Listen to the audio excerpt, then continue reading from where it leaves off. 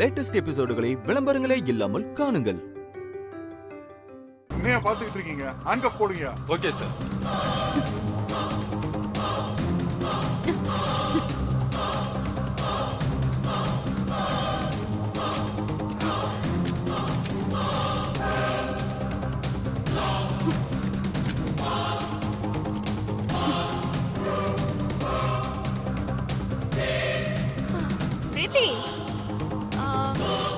என்ன சொன்ன? இந்த போர்டு மேல கைய வச்சா அவங்க முழுசா வீடு போய் சேர முடியாதா? இப்ப பாரு.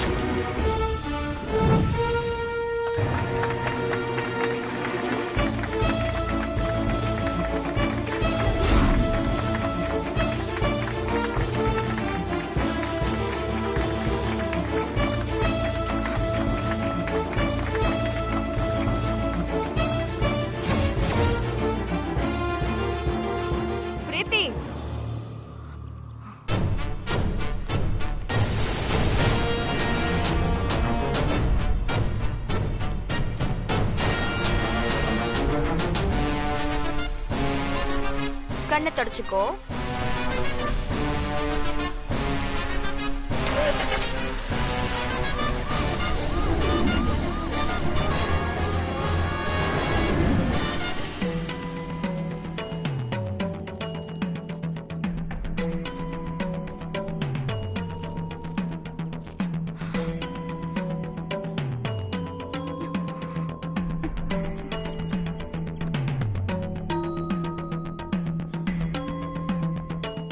அம்மா பேர்ல அன்னதானம் போடணும்னு ஆசையா ஊருக்கு வந்தோம். இப்போ அன்னதானமும் தடைப்பட்டு போச்சு. அம்மாவோட நினைவிடத்தையும் யாரும் இடிச்சிட்டாங்க. இதெல்லாம் ஏன் நடக்குது? அம்மாவுக்கு என் மேல இன்னும் கோபம் குறையலையா? அப்படிலாம் இருக்காது வித்யா. வித்யா, உன் அம்மா உனக்கு எப்பவும் கெட்டது எதுவும் செய்ய மாட்டாங்க. நம்ம இங்க வந்தது, இந்த பிரச்சனையானது, இது எல்லாத்துக்கும் ஏதாவது ஒரு காரணம் இருக்கும். என்ன காரணம் சஞ்சய்? அந்த பிரீத்தியை நம்ம அரெஸ்ட் பண்ண வச்சிட்டோம். அத்தை பேர்ல இங்க வச்ச போர்ட கழட்டி எரிச்சு போட்டுட்டோம். இப்போதைக்கு நாம பிரீத்தி ஜெயிச்சிருந்தாலும் இதுக்கு பின்னாடி அத்தை இருக்கிறதா அவ சொல்றாளே. அத்தைக்கு இதெல்லாம் தெரிஞ்சா என்ன ஆகும்? ஏற்கனவே என் மேல கோவத்துல இருக்காங்க. இப்போ இந்த கோவமும் சேர்ந்து என்ன செய்வாங்க? உன் தலையை எடுத்துருவாங்களா? சொல்லு வித்யா, உன் தலையை எடுத்துருவாங்களா? அப்படி அவங்க என்ன செய்யறதா இருந்தாலும் முதல்ல என்ன தாண்டி தான் உன்னை தொடணும். இப்ப வரைக்கும் அம்மா இதுக்கு பின்னாடி இருக்க மாட்டாங்கன்னு நான் நம்புறேன். ஒருவேளை அவங்க இதை செஞ்சிருந்தா என் அம்மானு கூட நான் பார்க்க மாட்டேன். அவங்க செஞ்சது தப்புன்னு எதிர்த்து நிப்பேன்.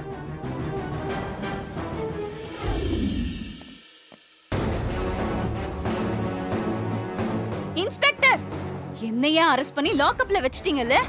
இதுக்கு நீங்க கண்டிப்பா பதில் சொல்லியே ஆகணும்.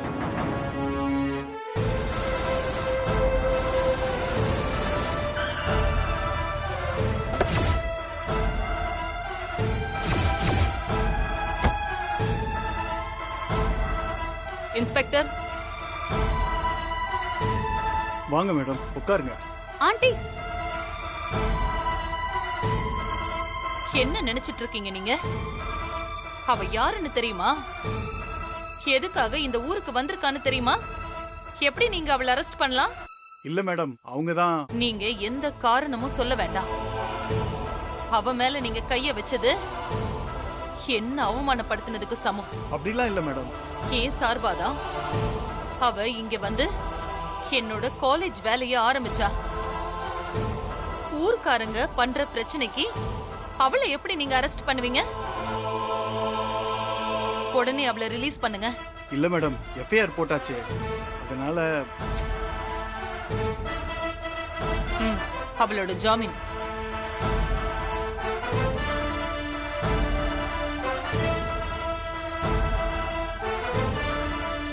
இது போதுமா இல்ல மினிஸ்டரை பேச சொல்லவா? அதெல்லாம் எதுவும் வேணாம் மேடம். கான்ஸ்டபிள் ஓபன் பண்ணியா?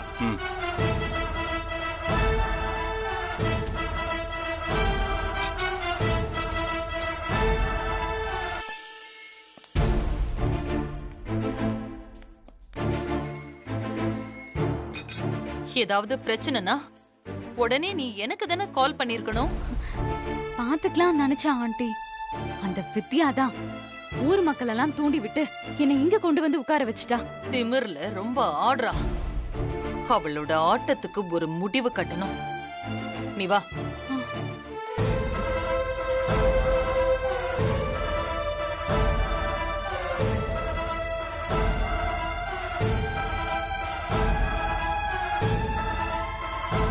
இது நான் கல்யாணம் பண்ணி வந்த ஊரு. நான் இந்த ஊரை விட்டு போனாலும் வாழ வந்த ஊருக்கு ஏதாவது நல்லது பண்ணணுங்கிறதுக்காக தான் நான் இங்கே ஒரு காலேஜ் ஆரம்பிக்கிறதுக்கு முடிவெடுத்தேன். உங்ககிட்ட அது எல்லாத்தையுமே சொல்லி நான் நிலம் கேட்டேன். நீங்களும் பணத்தை வாங்கிக்கிட்டு எல்லாரும் நிலத்தை கொடுத்தீங்க. ஆனா இப்போ அந்த வித்யா பேச்ச கேட்டுக்கிட்டு தேவையில்லாம பிரச்சனை பண்ணிட்டு இருக்கீங்க. என்கிட்ட நேரடியா பேசுறதுக்கு தைரியம் இல்லாம உங்க வீரத்தை இவகிட்ட காட்டியிருக்கீங்க. இதுக்கெல்லாம் உங்க எல்லார் மேலையும் நான் கேஸ் ஃபைல் பண்ணா என்ன ஆகும்னு தெரியுமா? வாழ்நாள் முழுக்க நீங்க அத்தனை பேரும் கோர்ட்டுக்கும் வீட்டுக்கும் அலையிற நிலைமை வந்துரும். என்னம்மா மிரட்டுறீங்களா? உங்க மிரட்டலுக்கெல்லாம் பயப்படாது நாங்க இல்ல. இந்த அரட்டல் மிரட்டல் எல்லாம் உங்க பட்டணத்துல வச்சுக்கோங்க. உங்ககிட்ட நாம கை நீட்டி பணம் வாங்கிட்டோம்ல, அதனாலதான் தும்புரா பேசுறாங்க. எங்களுக்கு நீங்க கொடுத்த பணத்தை விட தன்மானம் தாமா பெருசு. எங்க ஊர்ல காலேஜ் வந்தா படிக்கிற பிள்ளைங்களுக்கு உதவியா இருக்குமே தான் நாங்க நிலம் கொடுத்தமே தவிர நீங்க கொடுத்த பணத்துக்காக இல்லமா. இதுக்கு பின்னாடி இப்படி ஒரு சதிவலையை பின்னிருப்பீங்கன்னு நாங்க நினைச்சு கூட பார்க்கல. உங்ககிட்ட நான் வாங்கின பணத்தை திருப்பி கொடுத்துட்றேன். நீங்க என் நிலத்தை என்கிட்ட திருப்பி கொடுத்துருங்க. ஓ, அந்த அளவுக்கு வந்துட்டீங்களா? ஆமா, நானும் உங்க பணத்தை திரும்ப கொடுத்துறேன். என் நிலத்தையும் திரும்ப கொடுத்துருங்கம்மா. நாங்களும் எங்க பணத்தை திருப்பி கொடுத்துறோம். நீங்களும் எங்க நிலத்தை திருப்பி கொடுத்துருங்க. அப்ப மொத்த ஊரும் அந்த வித்யாவுக்காக உங்க ஊருக்கு வரப்போற காலேஜ வேண்டான்னு சொல்றீங்க. உங்க பசங்களோட எதிர்காலத்தை விட உங்களுக்கு அந்த வித்யா தான் முக்கியமா போயிட்டா, அப்படிதானே? ஆமா, எங்களுக்கு எங்க வித்யா தான் முக்கியம். இப்போவும் எங்க பிள்ளைங்களாம் டவுனுக்கு போய் படிச்சுட்டு தாமா இருக்கு. அத பத்தி எல்லாம் நீங்க கவலைப்பட வேணாம். சரி, ரொம்ப சந்தோஷம். இப்படியே இருங்க. நீங்களும் உருப்பட்டுருவீங்க, உங்க ஊரும் உருப்படும். நீங்க எப்படி போனா எனக்கு என்ன? எல்லாரும் சொன்ன மாதிரி பணத்தை திருப்பி கொடுத்துருங்க. நான் உங்க இடத்தையெல்லாம் திருப்பி கொடுத்துறேன். இந்த காலேஜ் ப்ராஜெக்டையும் நான் டிராப் பண்ணிடுறேன். உங்களுக்கு எல்லாம் சந்தோஷமா? வாங்கப்பா வாங்கப்பா போலாம். வாங்க போய் பணத்தை ரெடி ஆண்டி, ஏன் இப்படி முடிவெடுத்தீங்க? இப்படி பண்ணா நாம அந்த வித்யா கிட்ட தோத்து போறதுக்கு சமம். நான் அந்த வித்யா கிட்ட தோத்து போறதா? அதுக்கெல்லாம் சான்ஸே இல்ல. இவங்கெல்லாம் ரொம்ப சாதாரண நடுத்தர குடும்பத்தை சேர்ந்தவங்க. இவங்களுக்கு எவ்வளவு பணம் வந்தாலும் அதுக்கான தேவை எப்பவுமே இருக்கும். இவங்களுக்கு நான் பணத்தை கொடுத்து எத்தனை நாள் ஆச்சு? இவ்ளோ நாள் அந்த பணத்தை இவங்க செலவு பண்ணாம வச்சிருப்பாங்களா? சான்ஸே இல்ல. அவங்க எப்படி பணத்தை திருப்பி கொடுக்கறாங்கன்னு நானும் பாக்குறேன்.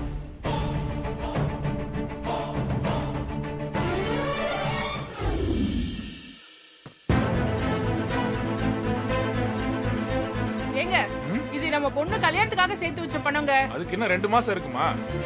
அதுக்குள்ள ரெடி பண்ணிக்கலாம். இப்போ இந்த பிரச்சனையை பாப்போம். உதவின்னு கேட்டா உசுர கொடுக்க கூட யோசிக்காத பொண்ணு வித்யா. அவளுக்கு உறவே இந்த ஊர் தான்.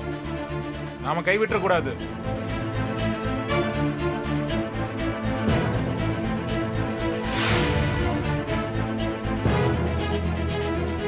பணம் கம்மியா இருக்கு செல்வி.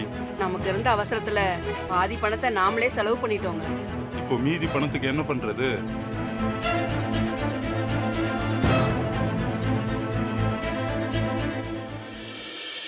அக்கா என்ன பண்ணிட்டு இருக்கீங்க?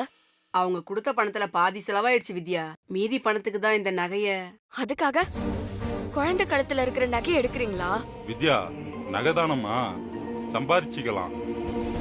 நீ நல்லா இருந்தா எங்களுக்கு செய்ய மாட்டியா என்ன? அதுக்கு இல்லனா. நீ ஒன்னும் சொல்ல வேணாம்.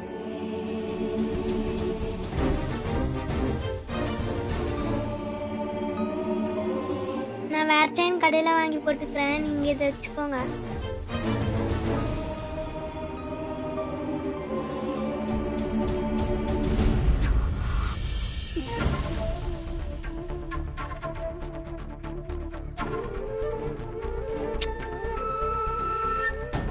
பணம்னு பணத்தை மட்டும் சம்பாதிச்சா போதுன்னு ஓடுற இந்த காலத்துல மனுஷங்களை சம்பாதிக்கிறது எவ்வளவு முக்கியம்னு உங்களெல்லாம் பார்க்கும்போது எனக்கு புரியுது. நாங்க பெரிய கோடீஸ்வரங்க தான். ஆனா ஒரு நாள் எதுவுமே இல்லாம நடு ரோட்ல நின்னா எங்களுக்கு கை கொடுக்க எத்தனை பேர் வருவாங்கன்னு எங்களால சொல்ல முடியாது. ஆனா வித்யாவுக்கு அப்படி இல்லை. சில பேர் அவளை அனாதைன்னு சொல்லுவாங்க. அவ அனாதை இல்லை, அவளுக்காக ஒரு ஊரே இருக்கு. உங்களெல்லாம் பார்க்கும்போது எனக்கு ரொம்ப பெருமையா இருக்கு. உங்க எல்லாருக்கும் நான் என்ன கைமாறு செய்ய போறேனே தெரியல. அதெல்லாம் ஒண்ணும் வேணாம் வித்யா. உன் இடம் உனக்கு திரும்ப கிடைச்சா போதும்.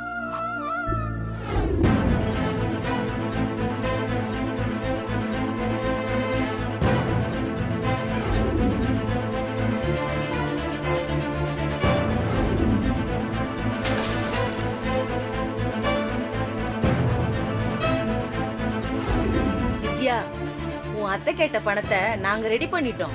நீ ஒன்னும் கவலைப்படாத, உன் இடம் உனக்கு கிடைக்கும்.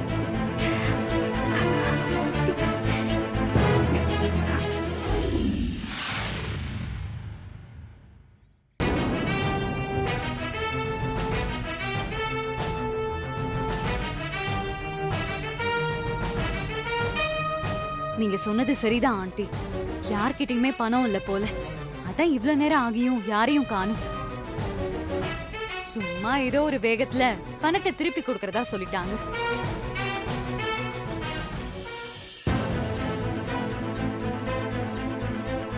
என்ன எல்லாரும் வராங்க? நிஜமாவே பணத்தை ரெடி பண்ணிட்டாங்களா?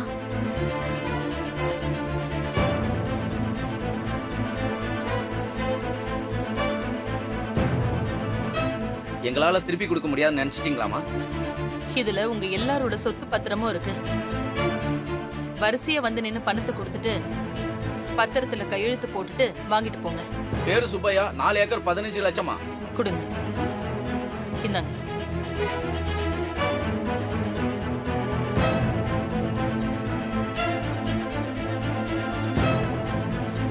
பெண் கொடுங்க.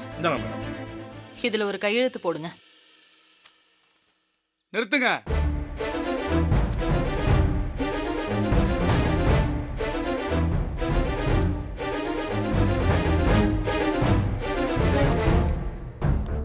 என்ன சுப்பையா, என்கிட்ட 20 லட்ச ரூபா வட்டிக்கு வாங்கியிருந்த, அதுல 10 லட்ச ரூபா கொடுத்துருக்க.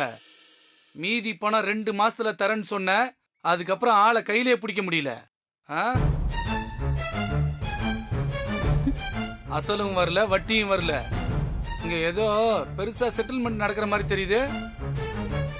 முதல்ல என் பணத்துக்கு பதில் சொல்லிட்டு அதுக்கப்புறம் இவங்க பணத்தை செட்டில் பண்ணு. இல்லையா, வித்யாவுக்கு உதவி பண்ணதாயா?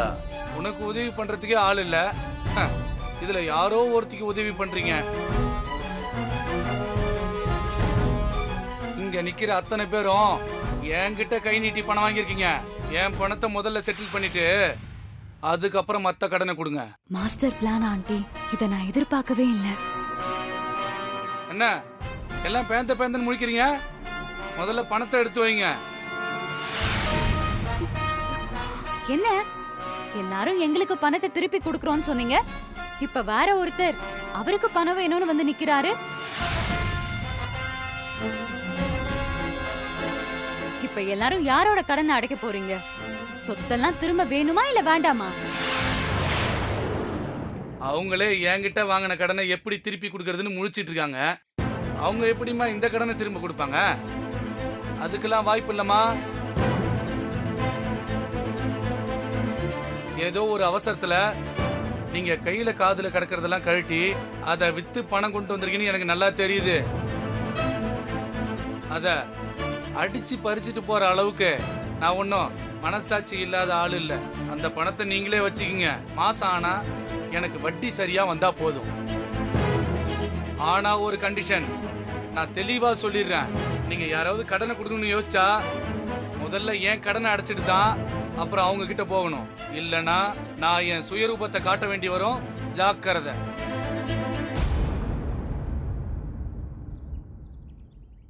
வரேன்.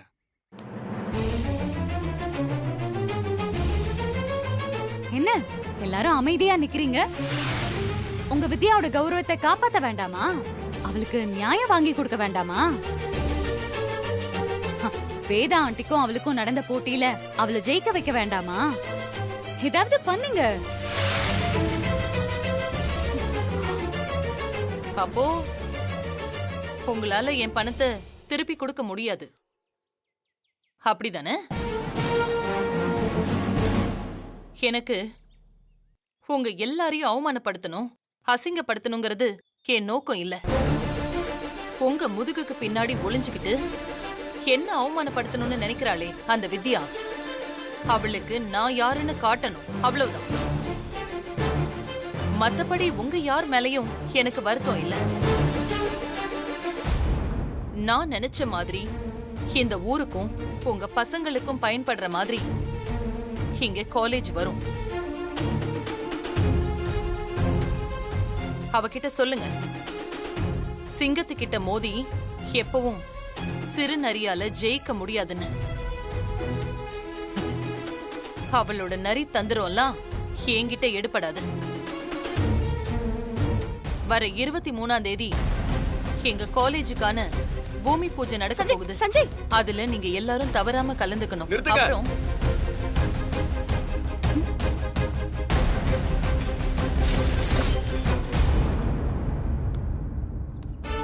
சஞ்சய். ஆமாமா, நானே தான். உங்க பையன் சஞ்சயே தான். அம்மா, உங்களை பத்தி யார் யாரோ என்னென்னமோ சொன்னாங்க. நான் எதையுமே நம்பல.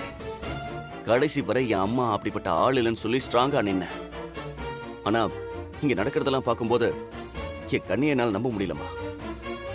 நீங்களாமா இது? சஞ்சய், இப்ப நான் என்ன பண்ணிட்டேன்னு நீ என்ன ஒரு குற்றவாளி மாதிரி பாக்குற? இதுக்கு மேல என்னம்மா பண்ணணும்? இப்ப கூட நீங்க பண்றது தப்புன்னு உங்களுக்கு தெரியல. இந்த ஊருக்கு ஒரு காலேஜ் கொண்டு வரணும்னு நினைக்கிறேன். அதுல என்னடா தப்பு இருக்கு? காலேஜ் கொண்டு வரணும்னு நினைக்கிறதுல தப்பு இல்லம்மா. அத ஒரு காரணமா வச்சு நீங்க ஆடுற சதி ஆட்டம் தான் தப்பு. டேய், என்னடா பேசுற? ஆமாமா, அதுதான் உண்மை. பாருங்க, யார் இவங்கெல்லாம்? ரொம்ப சாதாரண மனுஷங்க. தினம் தினம் உழைச்சாதான் அவங்க வாழ்க்கையை ஓட்ட முடியும். அவங்க கிட்ட உங்க அதிகாரத்தை காட்டி நீங்க அப்படி என்ன சாதிக்க போறீங்க? இவங்களை ஜெயிச்சு நீங்க என்னமா பண்ண போறீங்க? என்னடா நீயும் அந்த வித்யா பக்கம் சாஞ்சிட்டியா? அவ உன்னையும் தூண்டி விட்டுருக்காளா? ஆமாமா, நீங்க அப்படியே வச்சுக்கங்க. ஏன்னா இந்த விஷயத்துல நான் வித்யா பக்கம் தான் நிற்பேன். கண்டிப்பா உங்க பின்னாடி நின்னு நீங்க செய்யற தப்புக்கெல்லாம் நான் துணை போக மாட்டேன். நீ அந்த அளவுக்கு வந்துட்டியாடா? நீ என்னை எதிர்த்து நிக்கிறத பாக்க எனக்கே புதுசாதான் இருக்கு. சொல்லு, அப்படி நான் என்ன தப்பு செஞ்சேன்னு நீ என்னையே எதிர்த்து நிக்கிற? உங்க பேரை நீங்க வெளியில சொல்லாமலேயே நீங்க உங்க கிட்ட இருந்து நிலத்தை எழுதி வாங்கினது முதல் தப்பு.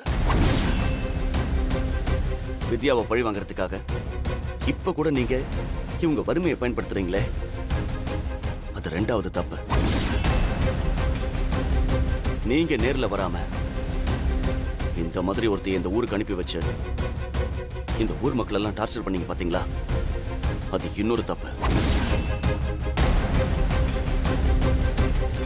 உங்களுக்கு ஒரு தேவைன்னு வந்ததும் அவங்க பசங்களோட எதிர்காலத்தை கொஞ்சம் கூட நினைக்காம அவங்க சேர்த்து வச்சிருந்த பணம், நகை எல்லாத்தையும் உங்ககிட்ட எடுத்து கொடுத்தாங்க பாத்தீங்களா?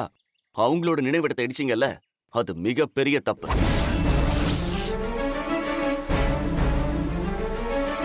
அது தப்பு மட்டும் இல்லம்மா, அது மன்னிக்க முடியாத குற்றம்.